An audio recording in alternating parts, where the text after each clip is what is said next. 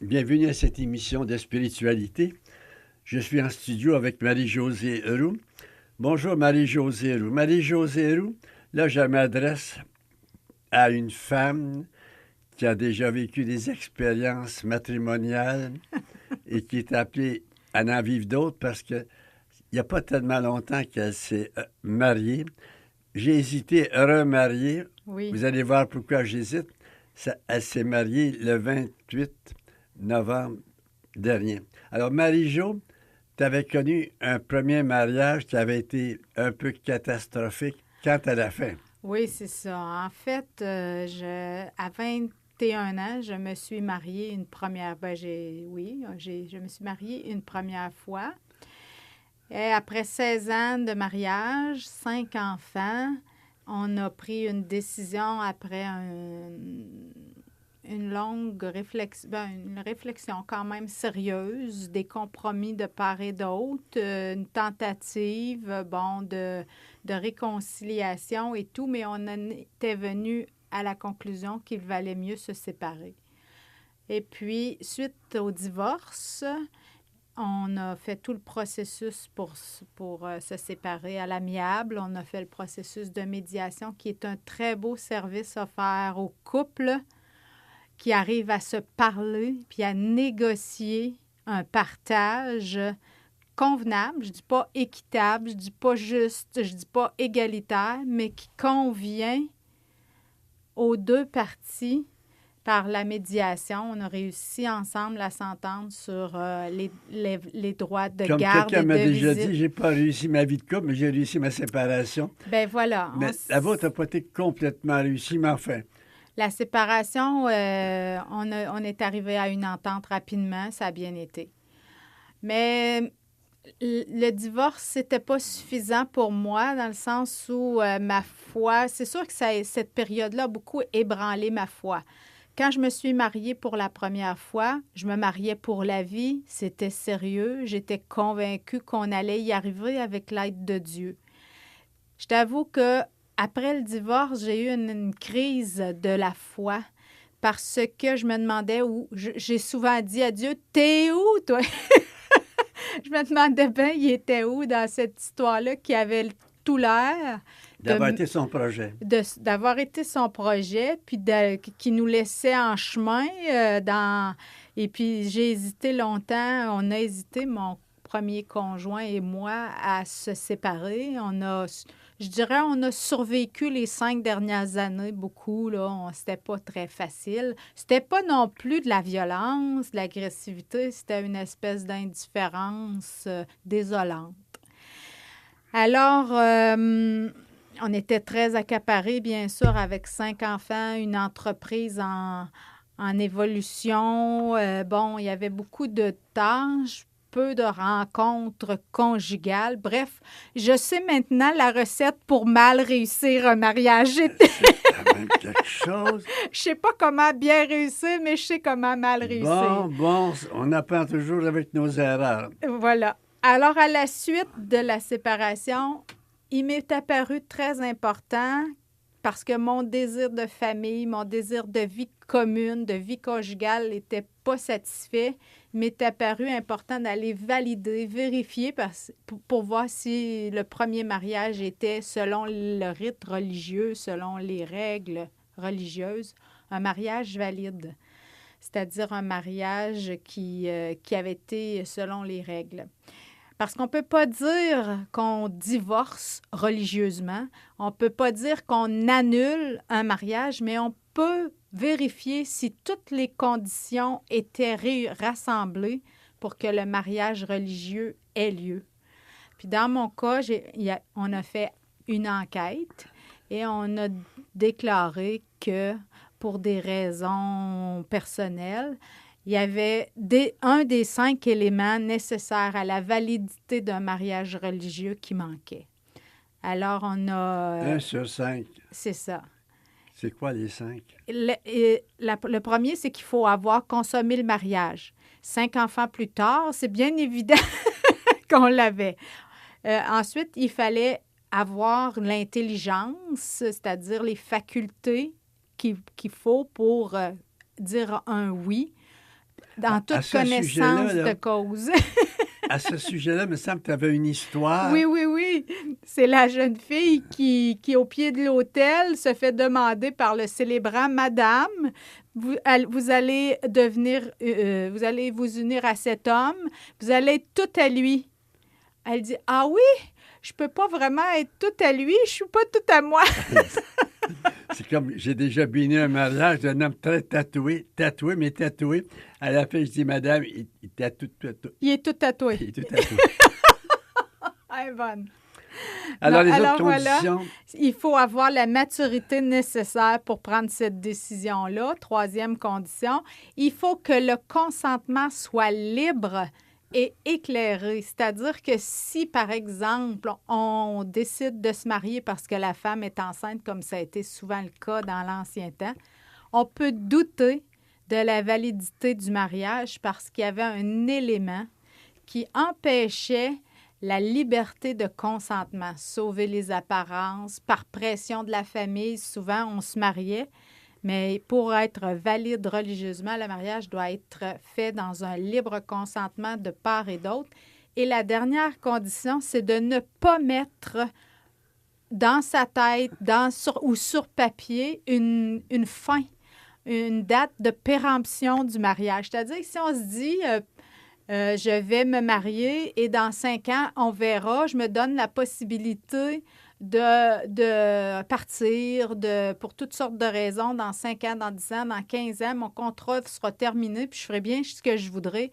À ce moment-là, le mariage religieux n'est pas valide parce qu'un mariage religieux, c'est à la vie, à la mort. alors tu as donc eu Ma toi, nullité une de reconnaissance mariage. comme quoi il n'y avait pas eu mariage. C'est Quelqu'un ça. qui a connu un échec quand même si le mariage n'était pas valide, craint toujours de recommencer une expérience. Exactement. Moi, ça m'a pris 13 ans, je dirais. Ça faisait plusieurs années que je vivais seule avec les enfants. J'ai eu des amitiés, j'avais eu une fréquentation à un moment donné, mais ça rapidement... on ne prend pas une vie à deux la deuxième fois comme par le parcours que j'avais de la même façon, puis avec le même... Et le docteur c'est très Claude sérieux. Richard, on peut en parler. Oui, oui, oui. Lui, il était C'est veuf. Oui, depuis 5 ans. On s'est connus, on était des bons amis d'abord, mais ensuite, on s'est rendu compte qu'on s'aimait beaucoup et surtout qu'on se manquait quand on était longtemps sans se voir. La dépendance affective. Oui, Pour possiblement. une psy, c'est pas fort.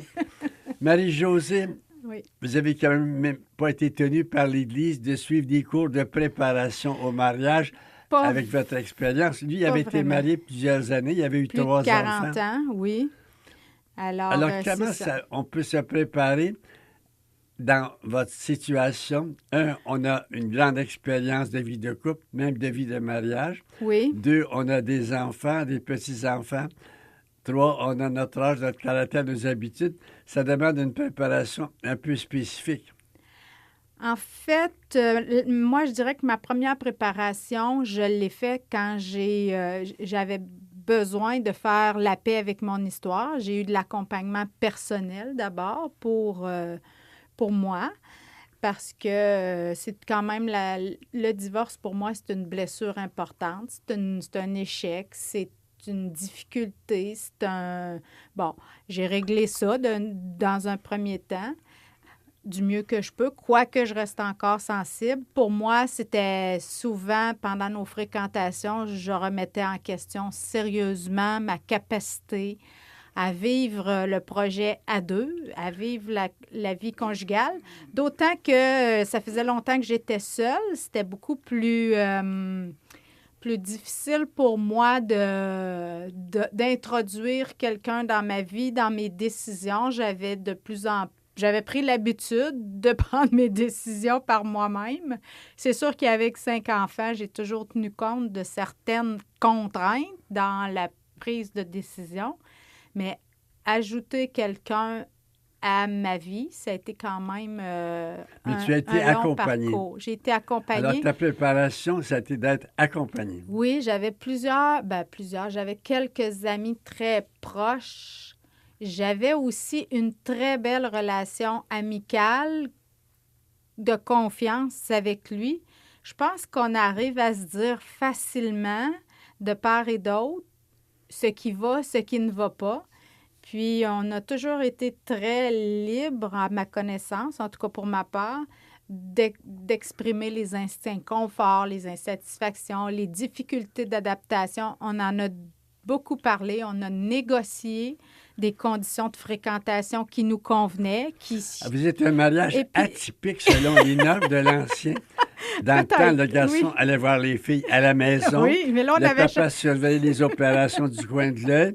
Un jour, il dit à la maman, un soir, « Oh, ils Oui. vont se marier. Pourquoi tu dis ça, chérie? Ils se parlent moins. » Oui. Alors, vous êtes beaucoup Nous, parlé. c'est le contraire. On s'est beaucoup parlé parce qu'on avait deux histoires familiales très différentes. Il fallait faire des compromis sur les priorités, sur les Là, valeurs. je me citais. Oui, On se reconnaît plus par le dit que par le lit. Fermez les guillemets. bravo. Et on a bien pratiqué le dit avant de se marier. C'est pas possible comment c'est une condition incontournable. Oui. Se parler et se parler des vraies affaires. Dès les premiers moments, tu sais, on s'est réparti le temps de famille de part et d'autre, le temps de famille ensemble, le temps où on était seuls ensemble aussi, le temps où on vivait chacun de notre côté parce qu'on avait deux maisons, on a encore deux maisons,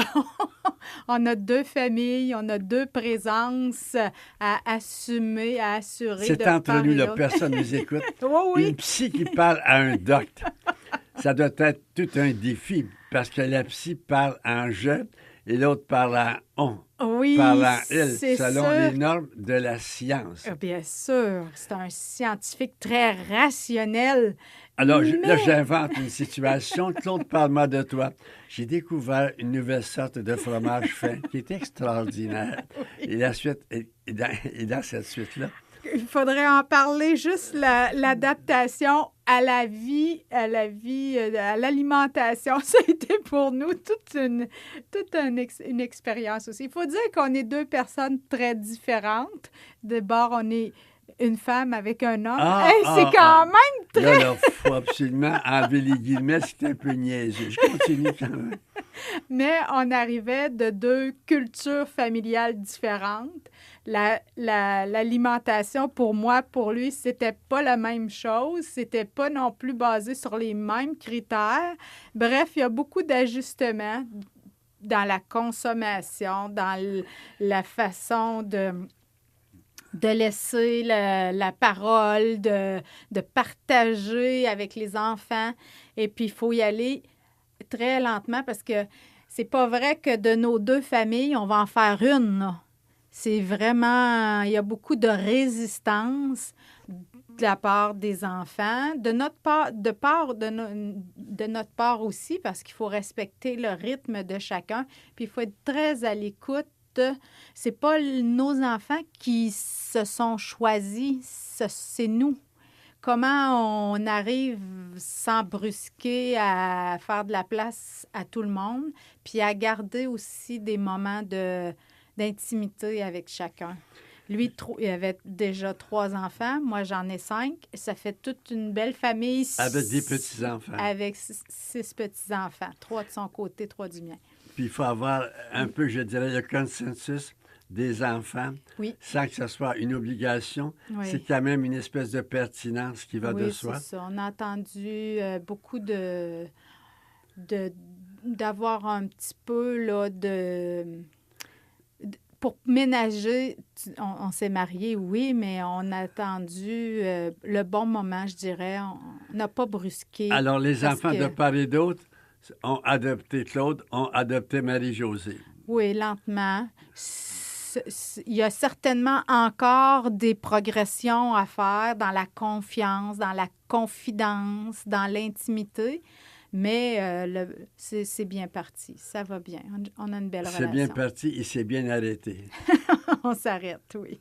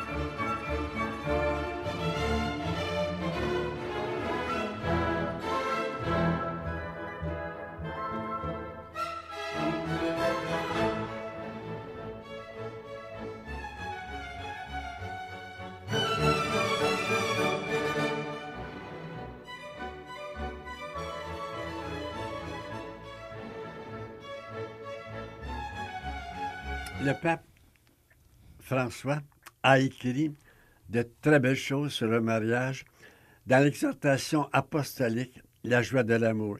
Il parle beaucoup de la famille, mais il parle aussi beaucoup du mariage comme tel, en allant donner des exemples remarquables, très concrets de préparation, mais dans votre cas, c'est évidemment un peu différent, sauf qu'à la fin, il parle de choses qui sont souvent accaparantes et qui fait qu'on arrive au mariage un peu épuisé. Est-ce que tu veux lire ce qu'il en dit? Bien sûr, au numéro 212 de son exhortation apostolique, La joie de l'amour, il parle de la préparation du mariage qui tente à se focaliser sur les invitations, les vêtements, la fête et les détails innombrables qui consomment aussi bien les ressources économiques que les énergies et la joie. Les fiancés arrivent au mariage stressés et épuisés au lieu de consacrer leur meilleure force à se préparer comme couple pour le grand pas qu'ils vont faire ensemble. Cette mentalité se reflète aussi dans certaines unions de fait qui n'arrivent jamais au mariage parce qu'elles pensent à des réjouissances trop coûteuses au lieu de donner la priorité à l'amour mutuel et à sa formalisation devant les autres. Marie? Oui. L'amour mutuel. Pourquoi est-ce que, selon le pape, on se marie? On se marie pour s'aimer. C'est pas pour la joie, c'est pas pour le bonheur. C'est pas pour être heureux. Oh non. mon Dieu, ça me console. ça me console. Bien évidemment, chanceux sont ceux qui sont heureux, mais c'est pas la finalité, hein? Alors, le pape, souvent, dans la préparation, dans la célébration et par la suite, nous parle souvent qu'on se marie pour s'aimer. Donc, le matin du mariage, l'amour n'est pas au zénith, c'est un commencement, c'est un début. C'est ça. Alors, moi, je vais vous parler du mariage de Marie-Josée et de Claude oui, Deschamps. Tu y étais, oui. C'était de toute beauté. Vous avez accueilli à l'arrière de l'église d'abord les invités. Ben oui, parce que moi, j'étais un peu embarrassée avec la célébration du mariage qui déploie une espèce... Les mariés sont comme un prince et une princesse qui sont applaudis, et la mariée entre triomphante dans sa belle grande robe où on la perd un peu parfois. On a du mal à la distinguer. Pour moi, c'était pas ça. En tout cas, un deuxième mariage, c'est certainement pas ça. C'était la fête plus de l'amour.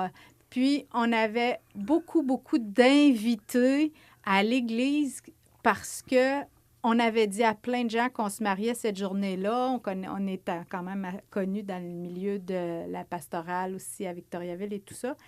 Et puis, on avait dit à tout le monde, si vous voulez, vous pouvez venir. Donc, il y avait beaucoup de gens qu'on savait qu'on verrait aussi seulement à l'église parce qu'on avait annoncé à tous qu'ils étaient tous et toutes les bienvenus. Et pour moi, c'était très important. On était là dès presque une heure avant, pour les accueillir, pour saluer chacun, pour embrasser tout le monde, parce qu'on ne voulait pas trop prolonger après non plus, là.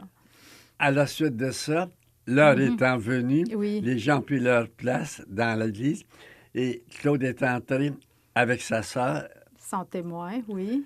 Et toi, avec ta maman. Oui. Puis entre les deux, une trolley d'enfants. Bien sûr, il y avait tous nos petits-enfants, dont la petite dernière qui a 1 an, qui était dans les bras de ma fille, ma demoiselle d'honneur, finalement. Parce que pour vous autres, c'est extrêmement important, les petits-enfants. Oui. La famille, les enfants, les petits-enfants, exactement. Je suis toujours d'ailleurs étonné, c'est une parenthèse, de voir Claude prendre des enfants, les faire marcher au plafond. Oui. Moi, j'aurais donc peur de les casser. D'où vient qu'il est habile avec les enfants? C'est pas possible. Il aime beaucoup, beaucoup les enfants. Il est adoré d'ailleurs des enfants. Et il a failli être un pédiatre. Mais ce qui l'embêtait, c'est de voir souffrir et mourir les enfants. Rapidement, en stage, il s'est rendu compte que pour lui, un enfant qui meurt du cancer, c'était insupportable. Alors, il a changé de choix, de spécialité. Et arrivé à 9 ans, le prêtre vous a souhaité la bienvenue et vous avez ensuite adressé la parole à au nos peuple invités. de Dieu. Oui, parce que pour moi, le mariage, c'est sérieux et j'avais l'intention on avait ensemble l'intention dans ce message d'annoncer ce que c'était pour nous le mariage. En gros, ce que ce message-là disait, c'est qu'on ne voulait pas célébrer uniquement notre amour à nous, quoique c'était une bonne raison pour être ensemble, mais on voulait que cette fête-là devienne aussi la fête de l'amour, c'est-à-dire que chaque personne qui était en couple, en amitié, en famille, frères et sœurs, enfants et tout, dans la salle, pouvait sentir que c'était aussi leur fête, la fête de l'amour et de l'amitié. Pour moi, cette célébration-là, pour nous deux, c'était pas l'aboutissement, comme tu l'as dit, de notre relation, mais c'était je l'ai expliqué avec une image, notre relation s'est bâtie comme un câble à laquelle s'est ajouté ficelle par-dessus ficelle. Des ficelles se sont entremêlées, l'amitié, la confiance. Faut pas dire tordu, hein? Non, pas tordu, wow! Mais entremêlées. La confiance, l'amitié, la confidence, ensuite l'intimité. Et puis, on se demande où est Dieu dans tout ça. Bien, pour moi, il est une des ficelles qui a été... Parce que dès le départ, dès le moment où on est devenu plus intime, je dirais, on s'est mis à prier ensemble, à demander d'être éclairés sur la volonté de Dieu, puis à inclure Dieu dans nos fréquentations. D'ailleurs, Claude, si tu as choisi, c'est à cause de ta spiritualité. Aussi, et moi aussi, parce que pour nous, c'était impératif là, qu'on ait ensemble une vie de prière, puis une vie de don aussi, de partage avec les autres. Alors, qu'est-ce que c'était pour moi, cette célébration-là? C'était comme si Dieu venait enduire d'amour d'une espèce de poussière d'or. C'est comme ça que on l'a décrit. Ce lien qui nous unit, pas pour le rendre seulement plus beau, plus joli, mais aussi plus précieux à nos yeux pour nous donner envie de le conserver, de le rendre attirant pour les autres aussi, le rendre solide. Le mot attirant me frappe. Oui. Dans cette église de Sainte-Famille, ça faisait déjà 3 ans qu'il n'y avait pas eu de mariage. Voilà. Ça devient une célébration difficile. Enfin, alors, ce qu'il y a de beau dans un rite, il y a un avant.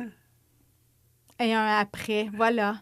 Pour nous, ça a été important aussi. Avant, on s'est questionné jusqu'au moment de prendre la décision du mariage. C'est ce qu'il y a de beau dans le rite d'une Saint-Exupéry. Il y a un avant, un après.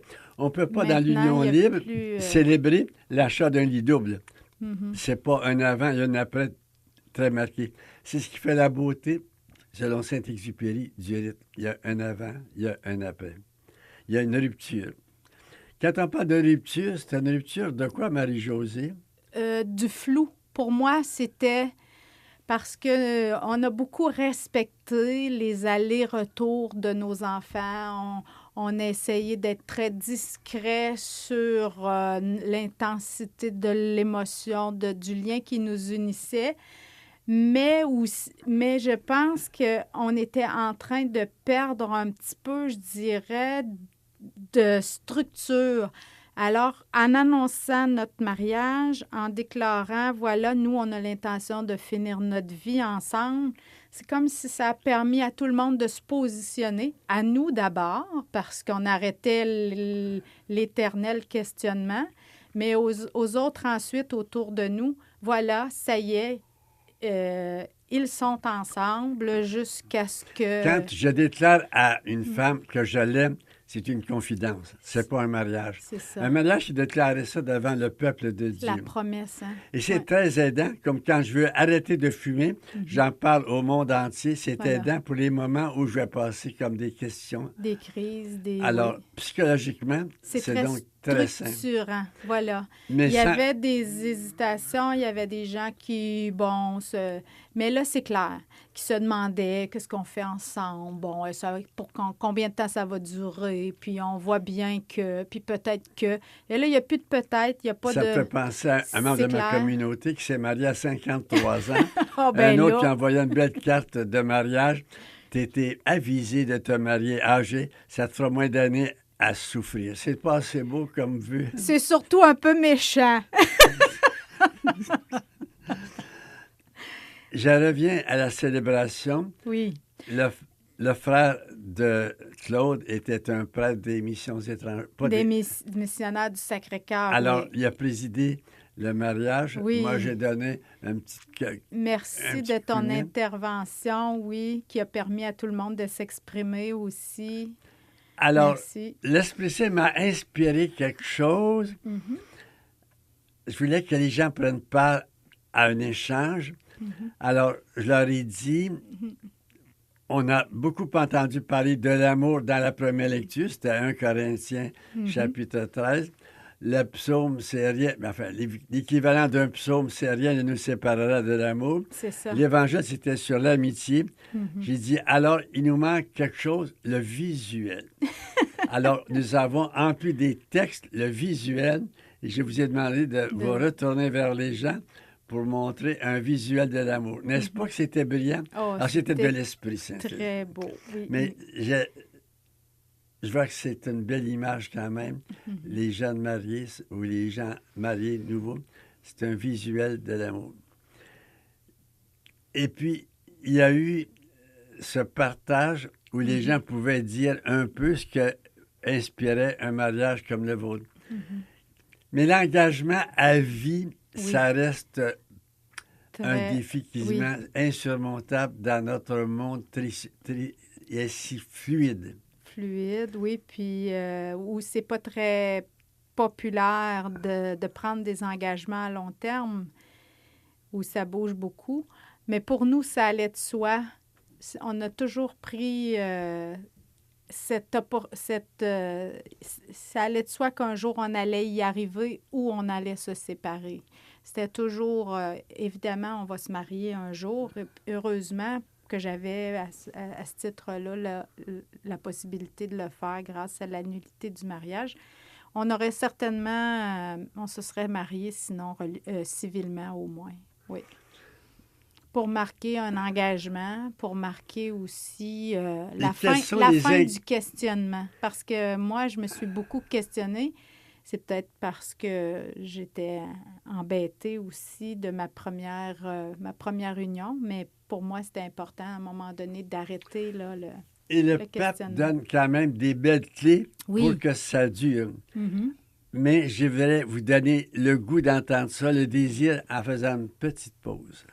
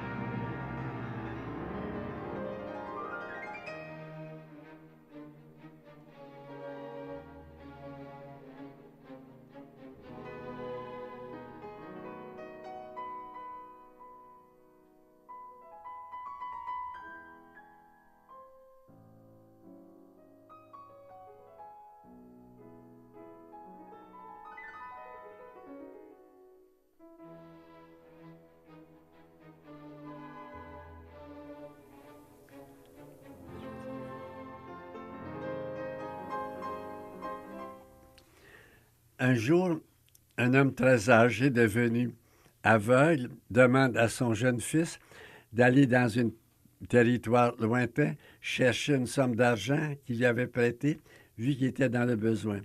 Alors, ce jeune homme s'appelle Toby Junior. On lui a recommandé de prendre quelqu'un pour l'accompagner. Il sort de la maison. Quelqu'un est là, qui était allé souvent dans cette région, et c'était l'ange Raphaël. Ils sont partis tous les deux, et l'ange Raphaël a dit au jeune Toby, « Tu vas rencontrer une femme. Demande-la en mariage. » Et l'ange a donné 3 critères justifiant ce choix-là. Le premier critère, est-ce une fille courageuse? Oui, parce que pour se marier, il faut être courageux. Un peu plus fort. Ou niaiseux. Non. La deuxième raison, elle est une femme qui réfléchit ou un homme qui réfléchit, qui prend une distance avec ses émotions. Parce que dans le mariage, on a le temps qu'il faut, parfois, pour se poser beaucoup de questions. Et le troisième, est-elle pleine de charme? Ça va de soi. Mais aussi, était de bonne famille. C'est beau de voir que ces critères d'ange peuvent nous servir aujourd'hui. Dans ton cas, ça allait de soi, mais il y a en plus de ça quelques conseils très pratiques que le pape donne à la suite du synode qu'il a fait sur la famille. Marie, on t'écoute. On est suspendu à tes lèvres. Et il parle au numéro 133 de l'amour qui se manifeste et qui grandit. L'amour d'amitié. Voyez-vous toujours le même thème qui se manifeste et qui grandit. On se marie pour grandir en amour. C'est ça. L'amour d'amitié unifie tous les aspects de la vie matrimoniale et il aide les membres de la famille à aller de l'avant à toutes les étapes. C'est pourquoi les gestes qui expriment cet amour doivent être cultivés constamment, sans mesquinerie, accompagnés par des paroles d'affection. Un instant. Pour le pape, la relation entre l'homme et la femme dans le mariage, c'est d'abord une relation d'amitié. C'est très beau, d'amitié. Il y a d'autres relations. Dans le mariage, il y a une relation très pratique. 2 lits simples coûtent plus cher qu'un lit double, et ainsi de suite. Il y a une relation aussi, souvent de père et d'enfant. Quand le papa dit « maman », ça arrive, pourvu que ça ne dure pas. Oui, il ne faut pas. Et puis l'autre, la relation de sexe, qui est très beau, selon le pape Jean-Paul II. Le sexe, c'est beau, mais la relation d'amitié. Alors, on y va. En famille, il est nécessaire d'utiliser 3 mots. Je veux le répéter, 3 mots. Permission. Il faut savoir qu'en espagnol, permiso, ça veut dire « s'il te plaît ». Donc, « s'il te plaît », merci et excuse, 3 mots-clés.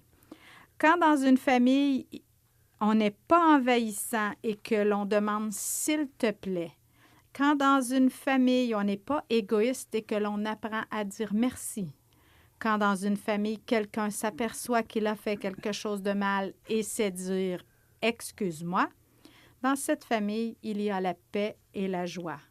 Ne soyons pas avares de ces mots. Soyons généreux à les répéter jour après jour parce qu'ils sont pénibles. Certains silences parfois en famille, entre mari et femme, entre parents et enfants, entre frères. En revanche, les mots adéquats dits au bon moment protègent et alimentent l'amour jour après jour. Ce n'est pas seulement à l'intérieur du couple, mais de la famille, entre frères et sœurs. Oui, c'est ça. Et c'est quand même une belle marque de délicatesse. Voilà. Qu'est-ce qu'il y a derrière le mot « s'il te plaît »? Le mot « s'il te plaît » fait appel au consentement de l'autre. Il n'est pas un ordre, il n'est pas non plus un signe de suprématie ou de pouvoir sur l'autre. Si tu veux bien, si ça te plaît, voudrais-tu me rendre ce service? Tu n'es pas obligé. Ta liberté est encore à contribution. C'est pas parce qu'on est marié que tu dois faire ce que je te demande. Mais si ça te plaît, peux-tu m'aider? Peux-tu me rendre service? Je ne sais pas si Saint-Paul est tout à fait d'accord avec ce que tu viens de dire.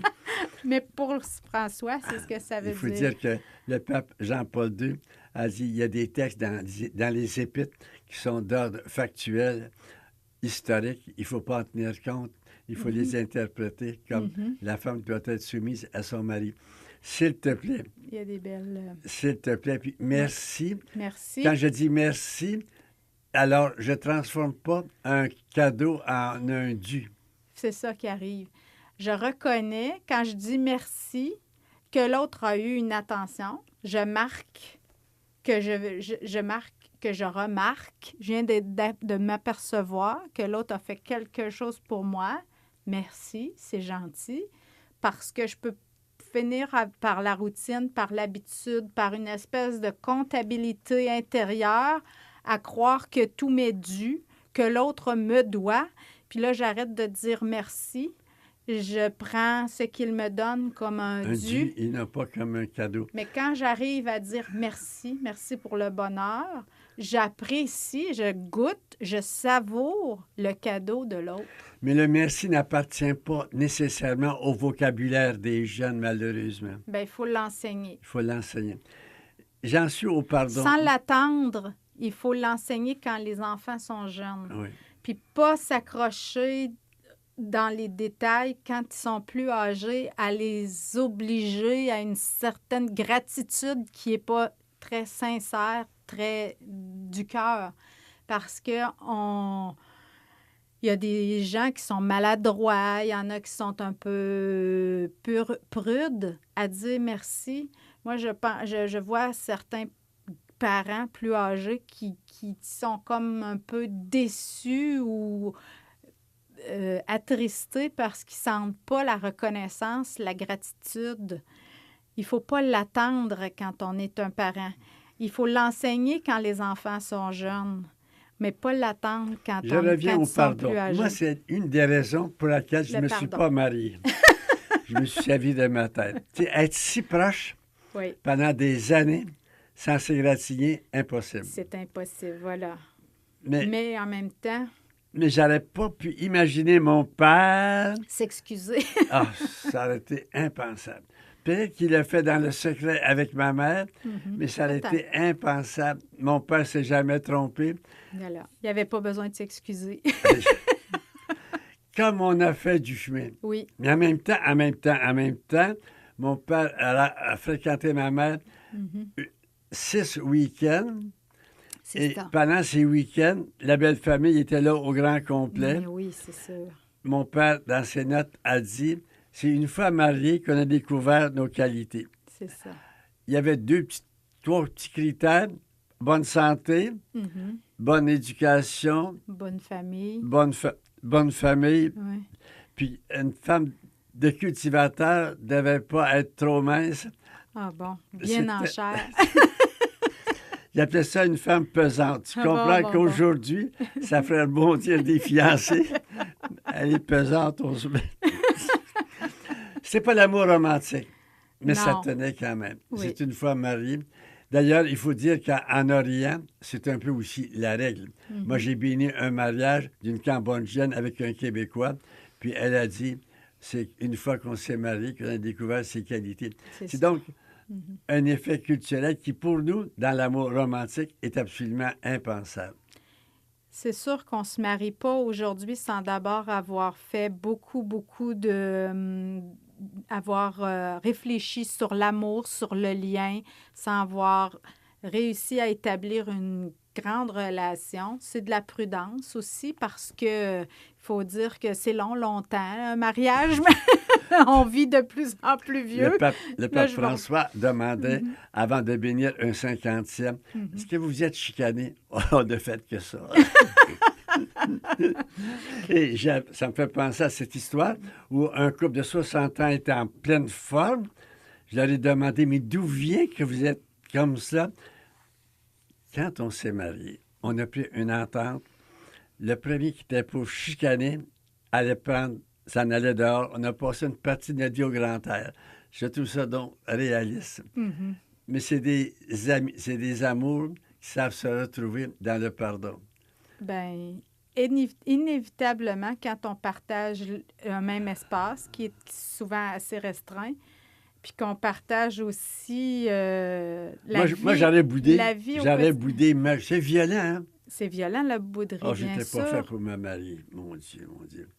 Parce que l'autre est mal à l'aise quand il y en a un qui se ferme, incapable de communiquer. Quoique j'ai rencontré quelqu'un qui m'a dit, ça fait 15 jours que j'ai pas parlé à ma femme. Je dis, tu sérieux? J'ai pas voulu l'interrompre. Oh! Une autre Bouder, c'est une l'inverse. autre histoire, au 5e anniversaire de mariage. Chérie, qu'est-ce que l'on fait pour fêter ce 5e? Un voyage en Chine. Ça va être quoi le 25e? Je vais aller te chercher. Oh, ça, c'est méchant. Je continue, Marie-Jo, Mhm. pour que l'amour grandisse, dure. Il faut qu'il soit alimenté par une conversation. Et le pape nous dit, il faut avoir quelque chose à se dire. Oui, puis il faut avoir Alors, des moments, réserver des moments pour le faire. Il recommande aux jeunes couples de créer des routines qui offrent une saine sensation de stabilité et de protection. Toujours, il y a des gens qui sont sans cesse insécures dans leur union, dans leur relation. Il n'y a pas moyen de s'enraciner, de prendre confiance en l'autre si on est toujours en insécurité. Quand je bénis un mariage, je recommande 2 choses. La première, au lit, donnez-vous la main en silence pour faire retomber la poussière. Et le matin, prenez donc les mots du Cantique des Cantiques. Échappe mon amour. Sois comme un petit chevreuil par les mots parfumés. Et l'autre dit, va ma chérie, sois comme une petite biche par les mots parfumés. Ça décolle du lit d'une façon positive. Mais là, t'es pas comme le pape, parce que le pape, lui, recommande de se donner toujours un baiser le matin.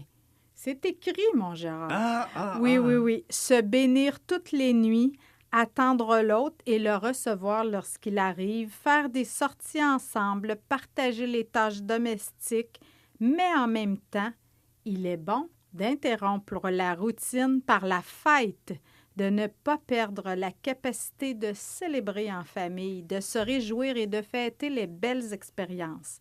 Ils ont besoin de se faire réciproquement des surprises, les époux, par les dons de Dieu et d'alimenter ensemble la joie d'être ensemble, la joie de vivre. Lorsqu'on sait célébrer, cette capacité renouvelle l'énergie de l'amour, le libère de la monotonie et remplit la routine quotidienne de couleurs ainsi que d'espérance. C'est quelque chose, hein? Une routine, oui, mais brisée par des éléments de fête, de célébration. C'est donc beau d'entendre un pape dire ça, d'avoir un discours comme ça. Très simple, très concret. Oui. On voit bien c'est le fruit d'une consultation de 2 ans de tout le peuple de Dieu. Accueillez-vous, recevez-vous. On rentre de chacun de notre travail, de nos journées, chacun pour soi.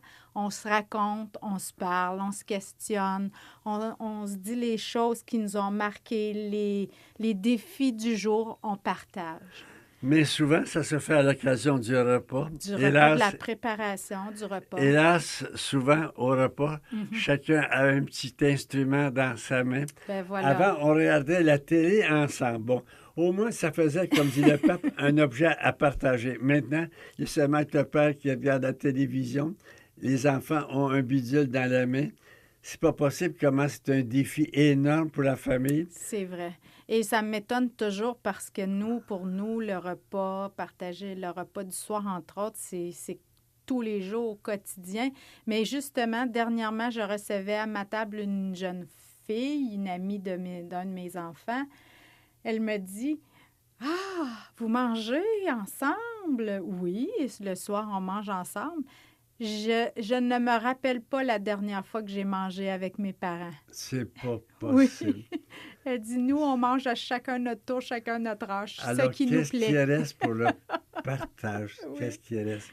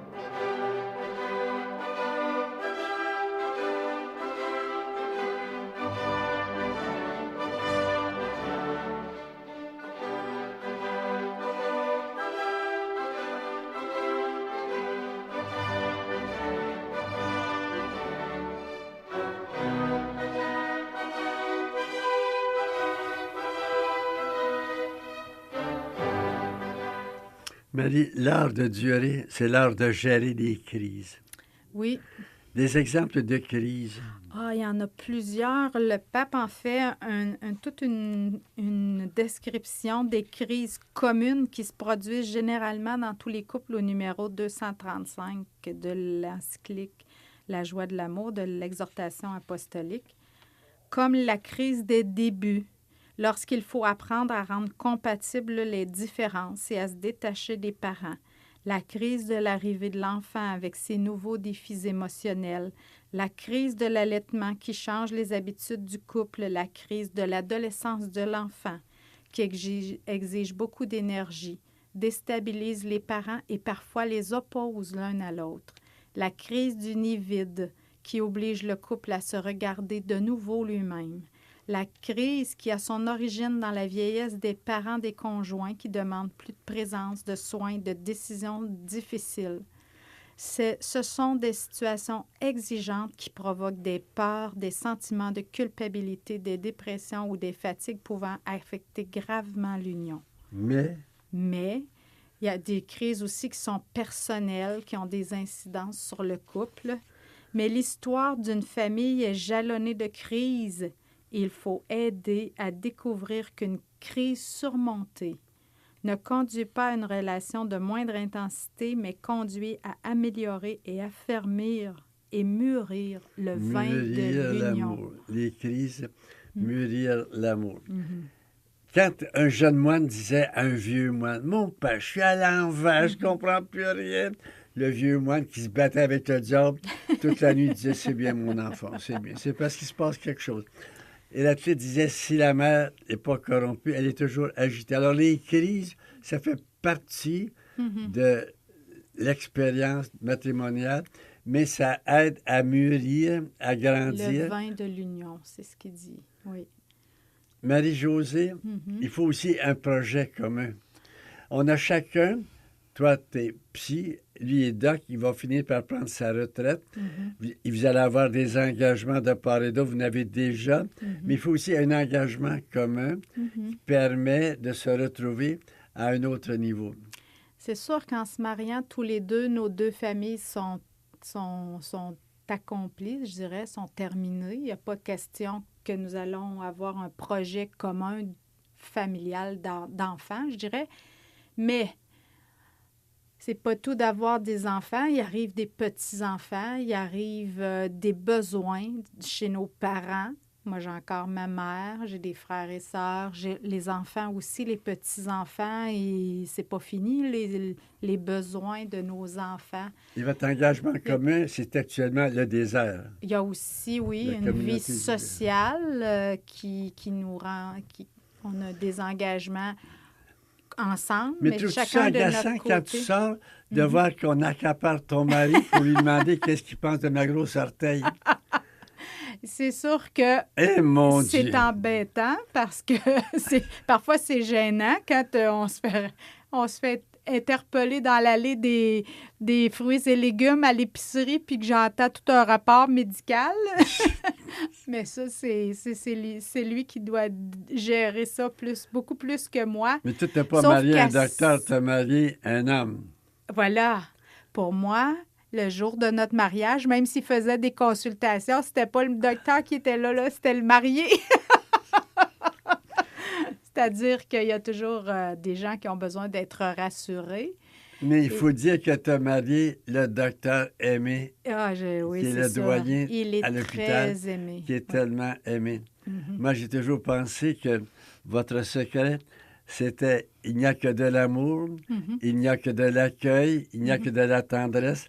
Et dans la reconnaissance pleine de délicatesse des failles, des difficultés de l'autre. C'est vrai. Ça doit être difficile quand même de trouver des difficultés, des failles. Ah oui, il est tellement parfait, surtout quelques jours, quelques semaines après le mariage, il est très parfait.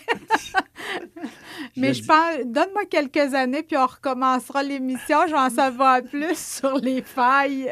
C'est pas possible. Comment, à ce sujet-là, la femme et l'homme sont différents. Oui. L'homme a toujours l'impression que si la femme découvre une faiblesse, elle va moins l'aimer, elle va l'aimer davantage. Mais pour nous, les hommes, c'est incompréhensible. C'est vrai. Marie-Josée, le bon différent. Dieu a pris une place, n'a toujours eu une place importante. Pour nous ou dans nos familles, oui. Et puis, même pour nos enfants, la célébration, elle était belle aussi grâce à ça parce que chacun a apporté sa couleur, sa contribution.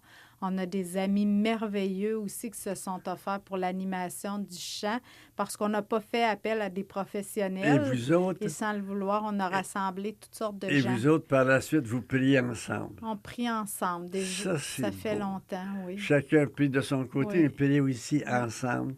C'est pas possible. Comment c'est un facteur d'unité incomparable, prier Au ensemble. départ, c'était beaucoup pour être éclairé, pour être soutenu. Maintenant, c'est plus pour soutenir notre union, notre désir de C'est un peu bonheur, l'un pour prématuré de l'autre aussi. répondre à la question. Mm. Un projet commun, puisqu'il travaille encore à l'hôpital. Et Mais vous moi avez aussi. ça en tête, Oui. j'en suis certain. Oui, oui.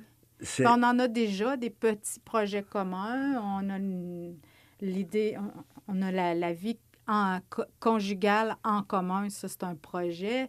On a aussi des engagements de part et d'autre qui sont partagés. On doit être présent à certains amis d'une façon un petit peu plus prédominante parce qu'il y a des amis chez nous qui ont des besoins.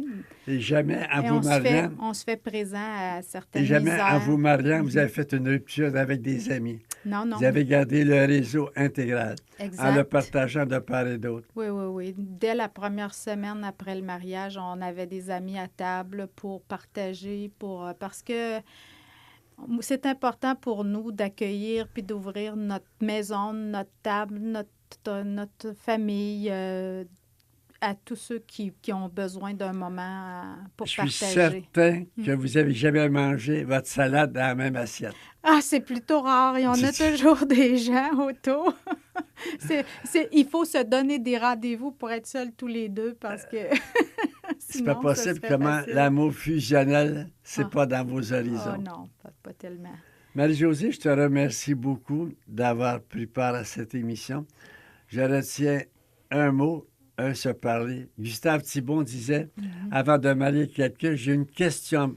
Est-ce que dans 50 ans, je vais pouvoir parler encore avec cette personne? Alors, Ça, je c'est vous une souhaite, chance qu'on a tous les deux. je vous souhaite pas 50 ans de mariage, mais vu ton attrait pour la comptabilité et vu pour les choses rigoureuses, que votre bonheur soit égal au carré de nos vues les meilleures.